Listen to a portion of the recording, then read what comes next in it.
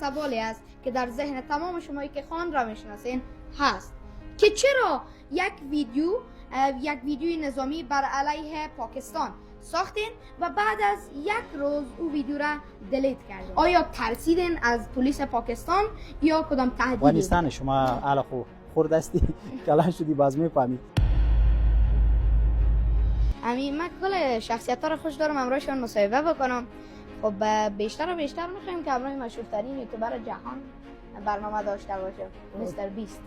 مستر بیست او خو آسانه سبب بیاد بی خاطر تو یعنی واقعا عاشقشان هستین یا نه؟ نه عاشق خودی هستم عاشق وطن هستم. نه اینا واقعیت میگین یا به خاطر که نمیخواین بگوین؟ نه چی هست نمیترسم بعضی خاطر مینوال هستیم چون هر سین که ما ضرورت داریم او در فیلم کرشمه بود این بخت ما بود نمیفهم چی بود.